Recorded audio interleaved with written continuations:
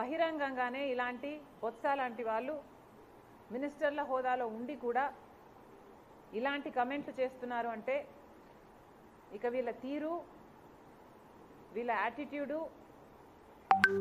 ఎంత ఘోరంగా ఉందో ఉద్యోగస్తులకే కాదు ప్రజలందరూ కూడా అర్థం చేసుకోవాల్సిన అవసరం ఉంది.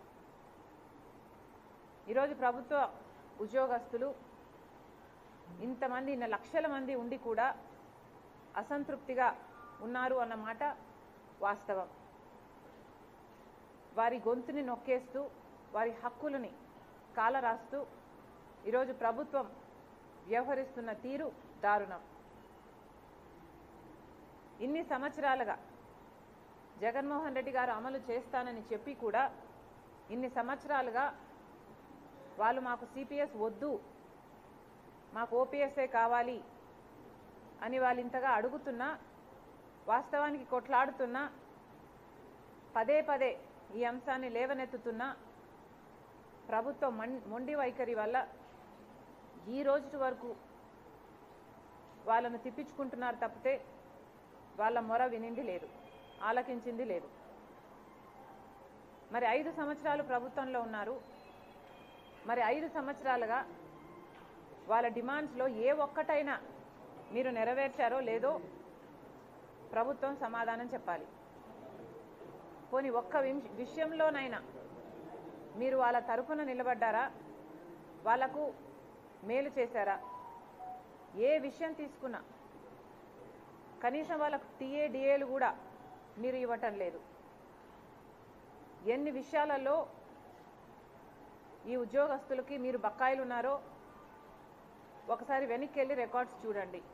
కనీసం మెడికల్ బిల్స్ కూడా దాదాపు 150 కోట్ల రూపాయలు వాళ్ళ మెడికల్ బిల్స్ కూడా మీరు బకాయిలుగా పెట్టారు.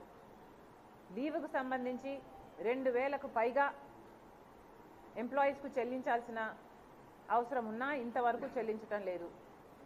ఇలా దాదాపు 22,000 కోట్ల రూపాయలు ఉద్యోగస్తులకి ప్రభుత్వం బాకీ ఉంది. మరి వీటి గురించి ఎందుకు ప్రభుత్వం స్పందించడం లేదు? వాళ్లకు సంబంధించి హెచ్ఆర్ఏ అయితే వాళ్ళ కనీస హక్కు, కానీ దాంట్లో కూడా కోత విధించింది ప్రభుత్వం. రాజశేఖర్ రెడ్డి గారు నాకు తెలిసి 22% ఫిట్మెంట్ ఇచ్చినట్టున్నారు. మరి అలాంటప్పుడు ఈ ప్రభుత్వము కనీసం దగ్గరగా కూడా రావడానికి ప్రయత్నించడం లేదు. 11వ పిఆర్సీ ప్రకారము వీళ్ళకి ఇవ్వాల్సిన ఐఆర్లో కూడా కోతలు పెట్టారు. దాంట్లో 4% అనుకుంటా కోతలు పెట్టింది కాక 12వ పిఆర్సీ అమలు చేయాల్సిన ప్రభుత్వము 12వది కాదు కదా, దగ్గరికి కూడా రాలేదు. ఇంకా 11వ దాంట్లోనే ఇరుక్కొని అది కూడా పూర్తి అమలు చేయకుండా దాంట్లో కూడా కోతలు పెట్టారు. ఇలా 1 కాదు 2 కాదు, ప్రతి విషయంలోనూ ప్రభుత్వ ఉద్యోగస్తులను మోసం చేసింది జగన్మోహన్ రెడ్డి గారి ప్రభుత్వం. కాబట్టి కాంగ్రెస్ పార్టీ ఎన్నికల వేళ ఉద్యోగస్తులందరికీ భరోసా ఇస్తూ కాంగ్రెస్ పార్టీ మాత్రమే మీ పక్షాన ఉంటుంది, నిలబడుతుంది అని మరోసారి గుర్తు చేస్తూ రాజశేఖర్ రెడ్డి గారు ఎలాగైతే మీ పక్షాన నిలబడ్డారో కాంగ్రెస్ పార్టీ ఈరోజు మీకు మాటిస్తున్నాం. కాంగ్రెస్ పార్టీ ఓపీఎస్ అమలు చేస్తుంది, మీ హక్కులను ప్రతి ఒక్కదాన్ని పరిరక్షిస్తుంది. అంతేకాదు కాంగ్రెస్ మేనిఫెస్టోలో చెప్పినట్టు